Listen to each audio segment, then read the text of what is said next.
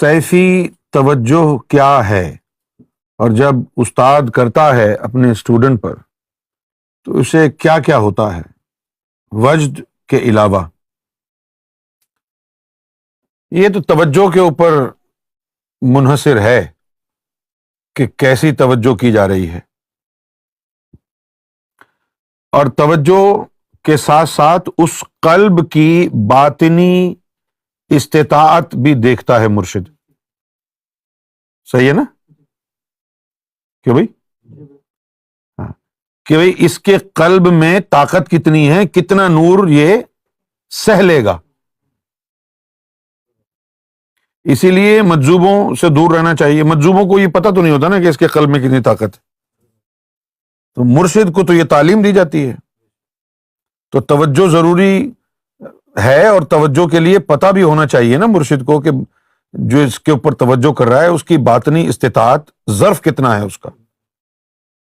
جو نبی پاک صلی اللہ علیہ وسلم کے بارے میں قرآن مجید میں اللہ تعالیٰ نے فرمایا نا کہ حضور صلی اللہ علیہ وسلم اے مومنو تمہارے نفوس سے زیادہ تمہارے قریب ہیں، تو اس کا باطن میں مطلب یہی تھا کہ نبی پاک صلی اللہ علیہ وسلم کو معلوم ہے تمہارے نفس کا ظرف کتنا ہے، قلب کا ظرف کتنا ہے، روح کا ظرف کتنا ہے۔ پھر قرآن مجید میں بھی آیا کہ اللہ تعالیٰ کسی کے نفس کے اوپر اس کی استطاعت سے زیادہ بوجھ نہیں ڈالتا۔ یہ بات صرف لطیفہ نفس کے لیے نہیں ہے، دیگر جو انسان کے اندر ارواح موجود ہیں، لطائف ہیں، ان کے اوپر بھی یہ اپلائی ہوتی ہے بات۔ مرشد کو یہ اختیار حاصل ہوتا ہے کہ مرشد جو ہے اپنی کوئی چیز مرید کے جسم میں نسوں میں دوڑائے۔ مرشد کی کوئی چیز اس کی نسوں میں دوڑے گی، پورا سروے کر کے لا کے مرشد کو بتائے گی کہ اس کے خون میں اتنی حدت ہے، سمجھ گئے، اس کی ہڈیاں ایسی ہیں، اس کا سینہ اتنا ہے، اس کے فلاں روح کا ظرف اتنا ہے، فلاں لطیفے کا ظرف۔ مرشد کو سارا پتہ ہو جاتا ہے، خود بخود پتہ نہیں ہوتا ہے۔ جس طرح آپ اگر کوئی بیماری ہو ہاسپٹل جاتے ہیں تو اندر کیمرہ ڈال کے چیک کرتے ہیں نا، وہ تب پتہ چلتا ہے نا۔ اسی طرح مرشد بھی کوئی اپنی چیز مرید کے اندر خون میں وہ داخل کر کے پھر معلوم کرتا ہے۔ اب جس مقصد کے لیے اس نے باطنی توجہ کرنی ہے وہ مقصد وہ حاصل کرے گا۔ کبھی تو باطنی توجہ صرف اس لیے ہوتی ہے کہ یہ بندہ جو ہے گناہ کی طرف مائل ہو رہا ہے، ہلکی سی نظر ڈالی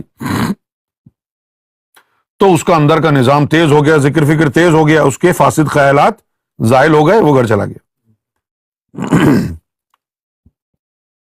اور کبھی اس کے اوپر دل آ گیا تو اس کا مقام، باطنی مقام اور ایمان اس کو اس میں زیادتی پیدا کرنے کے لیے توجہ ڈالتے ہیں۔ تو جس مقصد کے لیے باطنی توجہ ڈالی جاتی ہے اسی کے حساب سے باطنی توجہ ہوتی ہے۔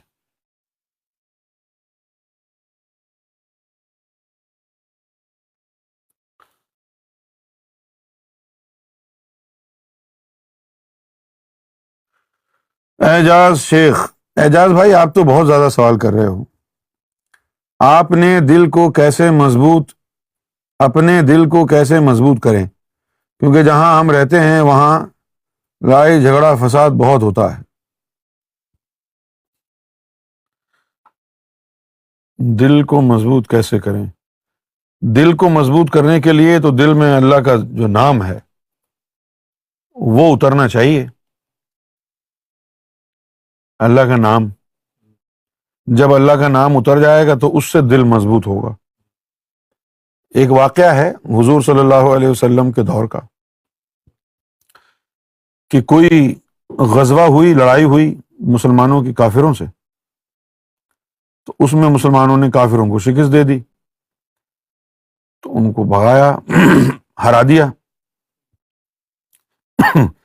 تو جو مال غنیمت بچا، ٹھیک ہے نا، جو اس کو بوٹی کہتے ہیں انگریزی میں، تو مال غنیمت جو بچا اس کے اوپر چوکیدار بنا کے ایک صحابی کو بٹھا دیا حضور نے کہ بھائی تم رات کو جاگ کر کے اس کی حفاظت کرنا۔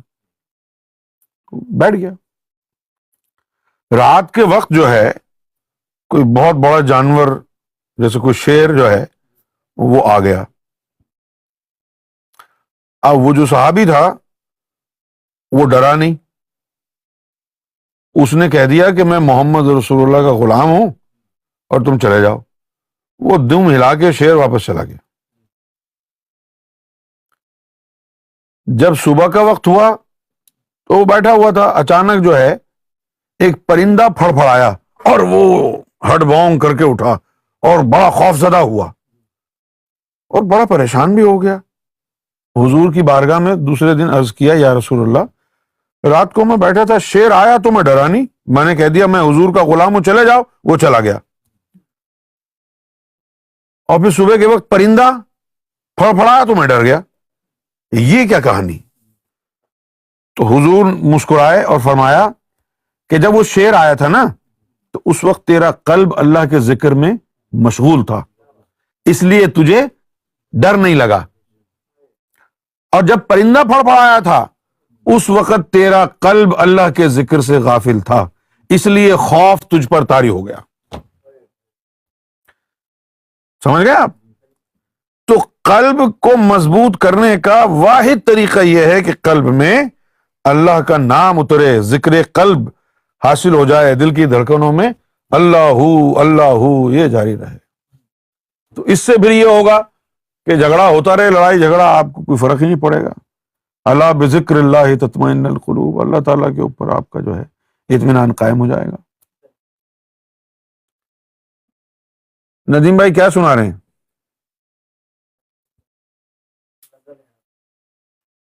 کون سی؟ نہیں، ہاں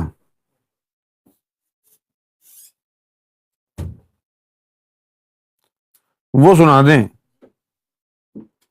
یا محمد نور مجسم، یا حبیبی یا مولائی، یہ اٹھا کے دے.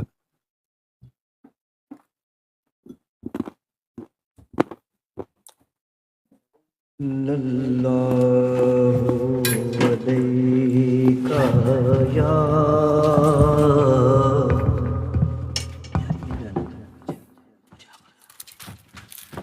رسول اللہ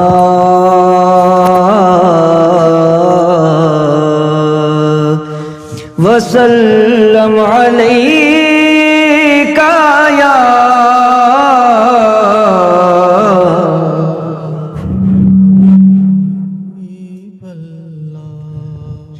صلی اللہ